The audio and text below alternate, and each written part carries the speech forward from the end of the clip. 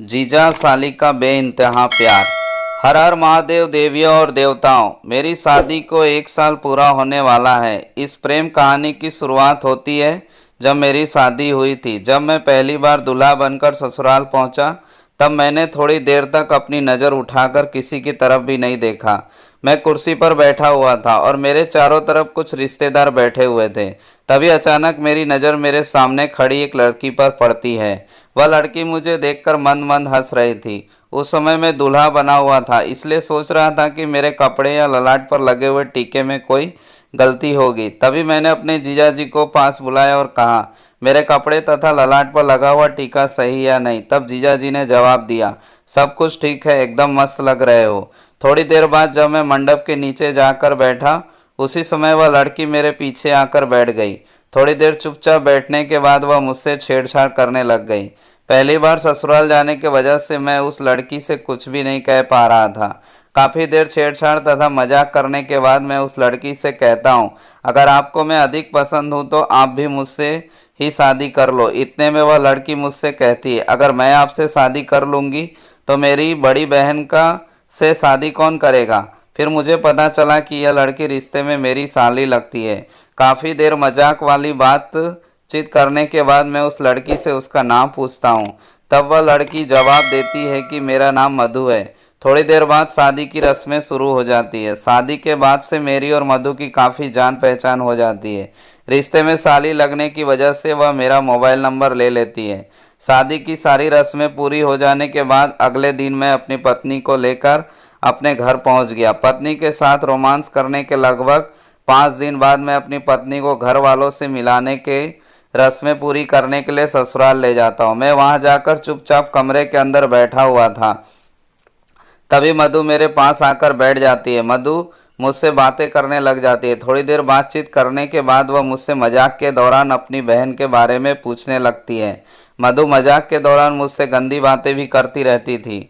रात के समय में मैं मकान की छत के ऊपर सो रहा था। मधु रात में अचानक से मेरे पास आकर सो जाती है, लेकिन इस बात का अंदाज़ा मुझे बिल्कुल भी नहीं था। मैं गहरी नींद में सो रहा था, तभी अचानक मुझे मेरे पास किसी लड़की के होने का एहसास होता है। तभी मैं नींद से उठ जाता हूँ और देखता हूँ कि मधु मेरे पास सो रही थी। मैं मधु को जगाने की कोशिश करता हूँ और कहता हूँ, जल्दी उठो वरना कोई देख लेगा, लेकिन मधु उठने की बजाय मुझसे लिपट कर सो रही थी।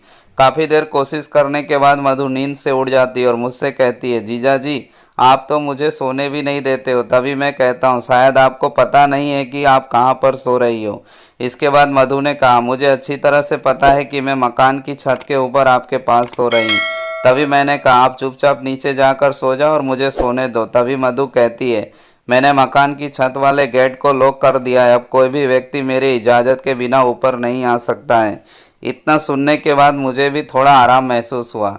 मैंने सोचा, कोई व्यक्ति छत के ऊपर आने से पहले गेट का लॉक खोलना चाहेगा, लेकिन उसकी चाबी मधु के पास है। इसके बाद क्या था, मैं भी पूरी तरह से निडर हो गया। काफ़ी देर तक दोनों रोमांस भरी बातें करते रहे। थोड़ी देर बाद संजना मेरे गले से लिपट जाती है और अपने दिल की सारी बातें मुझे बता देती है। इन्हीं बातों के दौरान वह मुझसे कहती है कि मैं तुमसे अपनी जान से भी ज़्यादा प्यार करती हूँ। मधु कहती है, तुम मुझे बहुत अच्छे लगते हो, इसलिए ही मैं तुम्हारे करीब आना चाहती हूँ। इतना कहने के बाद मैं मधु को किस कर लेता हूँ। रोमांस करते समय हम दोनों मजाक भी कर रहे थे। रात के लगभग 2 बज चुके थे। इसके बाद मैंने मधु से कहा, अब मुझे नींद आ रही है, इसलिए तुम भी चुपचाप सो जाओ। मधु कहती है, नहीं, आज रात भर मुझे आपके साथ रोमांस भरी बातें करनी है। रात भर बातें करने के बाद मैंने मधु से कहा, सुबह के 4 बज गए हैं, तुम चुपचाप नीचे चली जाओ। इतना कहने के बाद मधु मुझे किस करके चुपचाप नीचे चली जाती है। अगले दिन मैं अपनी पत्नी को साथ लेकर अपने घर चला आता हूँ। मुझे घर जाते हुए देखकर मधु के चेहरे से मुस्कान चली जाती है और वह मुझसे नाराज़ हो जाती है, क्योंकि मैंने रात के समय मधु को बताया था कि मैं आपके यहाँ 4 दिन रुकने के लिए आया हूँ। लगभग 2 घंटे सफ़र के बाद मैं अपने घर पहुँच जाता हूँ। घर पहुँचने के बाद भी मेरा मन मधु की ओर खींचा जा रहा था। थोड़ी देर बाद मधु मुझे कॉल कर देती है और कहती है, जीजा जी आप तो बोल रहे थे कि मैं 4 दिन रुक कर जाऊँगा। मैंने कहा, किसी काम के वजह से आना पड़ा है, लेकिन अगली बार ज़रूर रुकूंगा और आपके कहने पर ही वापस आऊँगा। थोड़ी देर और बातचीत करने के बाद मधु कॉल काट देती है। नई शादी होने की वजह से मुझे एक साथ दो लड़कियों का प्यार मिल रहा था। एक तरफ मुझसे प्यार करने वाली मेरी पत्नी तथा दूसरी तरफ प्यार करने वाली मेरी साली है। दोनों ही मुझसे अपनी जान से ज़्यादा प्यार करते हैं। लगभग 3 महीने बाद मैं मधु से बात करके अपने ससुराल पहुंच जाता हूं। उधर मधु को पहले से पता था कि मैं उनके घर आने वाला हूं, इसलिए मधु ने पहले ही मेरे सोने के लिए व्यवस्था कर रखी थी। पहले की तरह इस बार भी मधु मेरे ही बिस्तर में मेरे साथ बातचीत कर रही थी। सर्दियों का समय होने की वजह से हम दोनों एक ही कमरे में सो रहे थे। आज भी मैं और मधु एक दूसरे से मुलाकात करते रहते हैं।